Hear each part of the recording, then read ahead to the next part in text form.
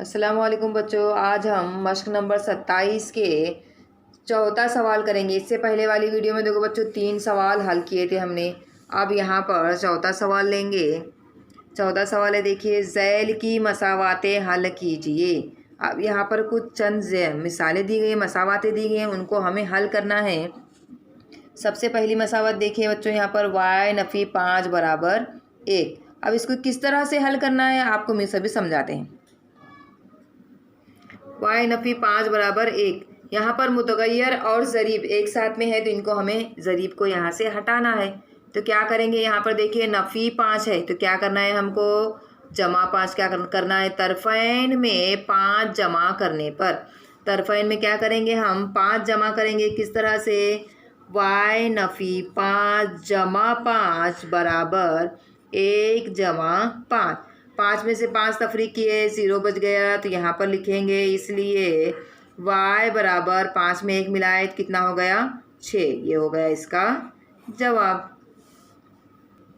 अब दूसरा सवाल है, देखो बच्चों, 8 बराबर t जमा 5। पहले सबसे पहले हमें क्या करना होगा, तरफ़ैन को एक दूसरे से बदलने पर, यानी ये t जमा 5 को ये जानिब लेंगे और 8 को ये जानिब लेंगे। किस तरह से, यहाँ पर देखिए, यहाँ लिखेंगे हम t जमा 5 बराबर 8। अब यहाँ पर मुतगय्यर और ज़रीब साथ में आ गए तो यहाँ पे लिखेंगे, अब तरफ़ैन में से 5 तफरीक करने पर, यहाँ पर देखिए ज़रीब जमा 5 है तो हमें क्या करना है, तफरीक 5 जो है तफरीक करना है। तो यहाँ लिखेंगे हम, इसलिए t जमा 5 तफरीक 5 बराबर 8 तफरीक 5। इसलिए t जमा 0, 5 में से 5 तफरीक किए तो क्या बचेगा, 0 बचेगा।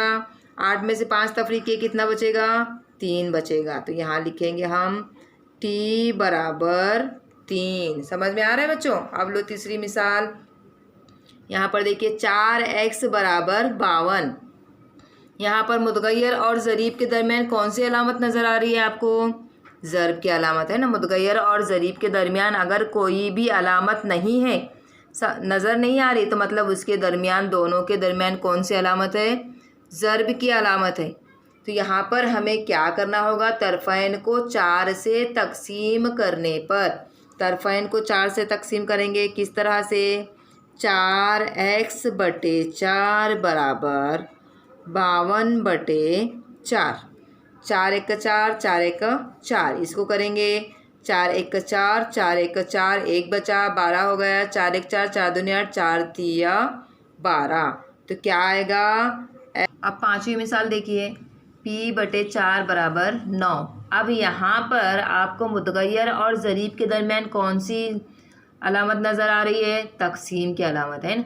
अब तकसीम है तो हमें क्या करना है, तरफ़ैन को 4 से ज़र्ब करने पर, बार बार बता रही हूँ बच्चों आपको मैं, तफरीक है तो जमा करना है, जमा है तो तरफ़ैन में तफरीक करेंगे, ज़र्ब है तो तरफ़ैन को तकसीम करेंगे, तकसीम है तो तरफ़ैन को 4 ज़र्ब करेंगे। अब यहाँ पर क्या करेंगे, तकसीम है तो हम तरफ़ैन को 4 से ज़र्ब करेंगे। किस तरह से, देखिए p बटे 4 ज़र्ब 4 बराबर 9 ज़र्ब 4। कैसा आएगा, इसलिए 4 1 4, 4 1 4 कटेगा तो यहाँ पर आएगा p बराबर 9 चौक 9 1 9, 9 2 18, 9 3 27, 9 चौक 36। समझ में आ रहा है बच्चों, बहुत आसान है। यहाँ पर देखिए छठी मिसाल, 10 जमा 10 बराबर 5। अब यहाँ पर मुतगय्यर और ज़रीब के दरमियान कौन सी अलामत नज़र आ रही है बच्चों, देखो जमा की अलामत है ना। तो हमें क्या करना है, तरफ़ैन में से 10 तफरीक करने पर, तरफ़ैन में हमें क्या करना है, 10 तफरीक करना है। तो यहाँ लिखेंगे, इसलिए x जमा 10 तफरीक 10 बराबर 5 तफरीक 10। यहाँ पे लिखेंगे, इसलिए x, अब जमा 10 और तफरीक 10 क्या हो जाएगा, 0 आएगा, यानी कट जाएगा। देखो यहाँ पे, फिर यहाँ पर 10 में से 5 तफरीक करेंगे तो कितना बचेगा, 5 बचेगा, अलामत बड़े अदद के लिए। तो यहाँ पर जवाब क्या आ गया, x बराबर तफरीक 5, बड़े अदद की अलामत लगाए हमने तफरीक। समझ में आया बच्चों, बहुत आसान है। तो बाकी की मिसालें आपको खुद से करना है, करके आप बुक कंप्लीट करेंगे। अब सवाल नंबर 5 देखिए बच्चों, ज़ैल की मिसालों में दी हुई मालूमात की मदद से मसावात बनाइए और उसे हल कीजिए। कुछ इबारती सवाल दिए हुए हैं, इसमें से सबसे पहले सवाल देखिए, 1 नंबर सवाल है। सवाल नंबर 1, मम्मू के पास कुछ भेड़ें थीं।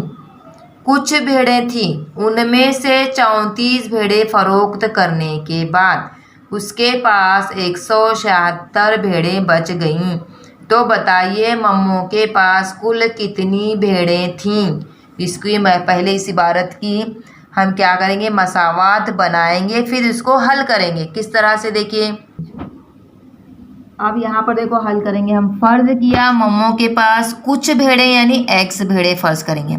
सवाल में दिया हुआ है कुछ भेड़ें, लेकिन हम यहाँ क्या करेंगे, x फ़र्ज़ करेंगे।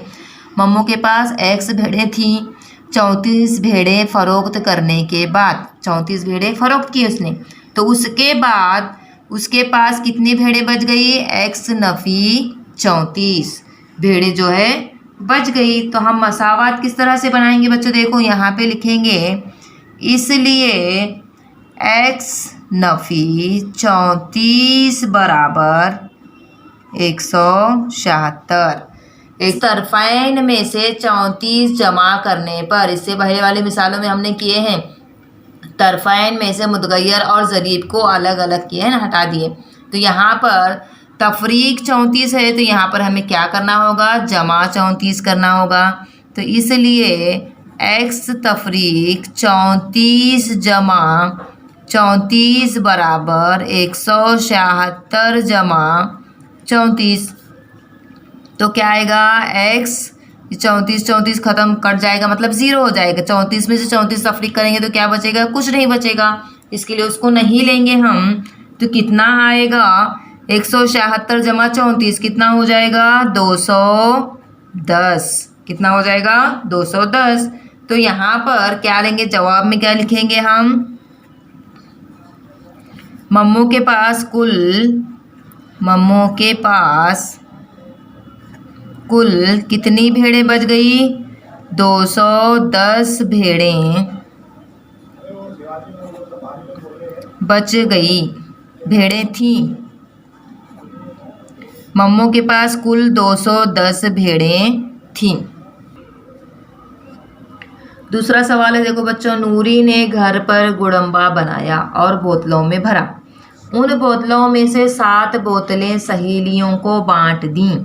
इसके बाद घर पर 12 बोतलें बच रही। बताइए उसने कुल कितनी बोतलें भरकर गुड़म्बा बनाया। गुड़म्बे की एक बोतल का वज़न 250 ग्राम हो, तो बताइए उसने कुल कितने वज़न का गुड़म्बा बनाया। सबसे पहले हम इस इबारत को ध्यान से पढ़े हैं ना, अब उसके हम क्या करेंगे, सबसे पहले मसावात बनाएंगे, उसके बाद मसावात हल करेंगे। देखो बच्चों हल करेंगे किस तरह से। फ़र्ज़ किया कि नूरी ने गुड़म्बा बनाया और x बोतलों में भरा। बोतलें जो हम फ़र्ज़ किए कितनी, x बोतलें, उसने 7 बोतलें अपने सहेलियों को दे दिया। उसके पास x नफ़ी 7 बोतलें बाकी रहीं। तो दिया हुआ है कि बाकी बोतलें कितनी हैं, 12। तो यहाँ पर हम मसावात बनाएंगे। किस तरह से बनाएंगे, देखो बच्चों यहाँ पर हम बनाएंगे, इसलिए x नफ़ी 7 बराबर 12, यानी कुछ बोतलों में से 7 बोतलें उन्होंने सहेलियों को दी और बची कितनी, 12। समझ में आया किस तरह से मसावात बनी। अब यहाँ मुतग़य्यर और ज़रीब, देखो दोनों के दरमियान कौन सी अलामत है, तफरीक की है, तो हमें जमा करना है। क्या जमा करना है, 7। तरफ़ैन में 7 जमा करने पर, यहाँ पे लिखेंगे तरफ़ैन में 7 जमा करके, x नफ़ी 7 जमा 7 बराबर 12 जमा 7। इसलिए x 7 कट गया, मतलब 0 हो जाता है ना, बराबर 12 और 7 कितना हो जाएगा, 19। कितना हो गया, 19। तो यहाँ पर क्या मालूम हुई हमको कि नूरी ने गुड़म्बा बनाया और 19 बोतलों में भरा। हमको कुल बोतलें मालूम हो गई हैं, यहाँ x हमने फ़र्ज़ किए थे ना, तो कुल बोतलें कितनी, 19 बोतलों में भरा। हर बोतल में गुड़म्बा का वज़न सवाल में दिया हुआ है 250 ग्राम है। तो अब 19 बोतलों में गुड़म्बा का वज़न मालूम करना है। तो क्या करेंगे हम, 250 ज़र्ब 19 ग्राम। 250 ज़रब 19, यानी 19 बोतलों से 250 को ज़रब देंगे। 19 बोतलों में 250 ग्राम क्या है, गुड़म्बा है, तो दोनों को ज़रब करेंगे तो जवाब आ रहा है यहाँ पर 4 किलोग्राम और 750 ग्राम क्या है, गुड़म्बा। 19 बोतलें, कितना गुड़म्बा है उसमें, 4 किलो और 750 किलोग्राम गुड़म्बा बनाया। अब तीसरा सवाल देखिए बच्चों, शबाना ने बाज़ार से कुछ किलोग्राम गेहूँ खरीदा। इसमें से हर महीने के लिए 12 किलोग्राम गेहूँ के हिसाब से 3 महीने के लिए गेहूँ पीसने के लिए निकाली तो 14 किलोग्राम गेहूँ बच गया। बताइए शबाना ने कुल कितना गेहूँ खरीदा था। शबाना के पास कितना गेहूँ था, कुछ किलोग्राम, यानी हमको टोटल यहाँ पर दिया हुआ नहीं, कुल गेहूँ की तादाद वज़न यहाँ पर नहीं मालूम है। तो यहाँ हर महीने कितने गेहूँ निकाले गए, 12 किलोग्राम। कितने महीने, 3 महीने 12-12 किलोग्राम गेहूँ निकाले गए। कुछ गेहूँ से, कुछ यानी उसको हमें फ़र्ज करना है, उसमें के सब निकालने के बाद फिर 14 किलोग्राम गेहूँ बच गया है, दिया हुआ है। हल देखिए बच्चों किस तरह से करेंगे। सबसे पहले हम फ़र्ज करेंगे। फ़र्ज किया शबाना ने x किलोग्राम गेहूँ खरीदा था। उसने 3 महीने 12-12 किलो गेहूँ निकाले, यानी क्या किया हमने, 12 तिया 36 किलोग्राम गेहूँ आटा बनाने में इस्तेमाल किया, है ना। हर महीने 12 किलो गेहूँ का आटा बनाया गया, तो 3 महीने तक हो गया, तो कितने किलो हो गया, 36 किलोग्राम गेहूँ का आटा बनाने में इस्तेमाल किया। इसलिए इसके पास x नफ़ी 36 किलोग्राम गेहूँ बचा। फ़र्ज करें हमने, फ़र्ज किए ना, x किलोग्राम गेहूँ खरीदा था। खरीदा हुआ कितना खरीदा है हमको मालूम नहीं था, तो हमने यहाँ पर फ़र्ज किए x, तो x में से 36 किलोग्राम गेहूँ जो है उसके बाद तोड़ जाने के बाद बचा, कितना बचा, 14 किलोग्राम दिया हुआ है, 14 किलोग्राम बचा है और 36 किलोग्राम जो है इस्तेमाल किया गया है। तो यहाँ पर हम मसावात किस तरह से बनाएंगे, देखो क्या लिखेंगे यहाँ पे, x नफ़ी 36 बराबर 14, है ना।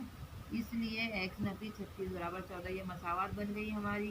अब यहाँ पर क्या करेंगे, दोनों तरफ़ैन में 36 जमा करने पर, तफरीक 36 है तो हमें जमा 36 करना है, किस तरह से, इसलिए x नफ़ी 36 जमा 36 बराबर 14 जमा 36, इसलिए x 36 में से 36 तफरीक करेंगे, इन्हें दोनों हट गए, क्या हो गया, 14 और 36 कितना हो जा रहा है, 50, कितना हो रहा है, 50 हो जा रहा है। यानी कितना, शबाना ने 50 किलोग्राम गेहूँ खरीदा था। कितने किलोग्राम खरीदा हुआ था, 50। अब एक बात ध्यान रखो बच्चों, ये जो मिस ऐसे ऐसे करते हैं ना, आपको ऐसे नहीं करना है। ये जो ये आपको समझने के लिए ऐसी अंडरलाइन करके मैं बताती हूँ, तो ये आप भी अपने कॉपी में ऐसा नहीं करेंगे, बिल्कुल सिर्फ लिखेंगे किस तरह से, x नफ़ी 36 बराबर 14, सिर्फ इस तरह से आना चाहिए, ये नीचे अंडरलाइन नहीं आना चाहिए।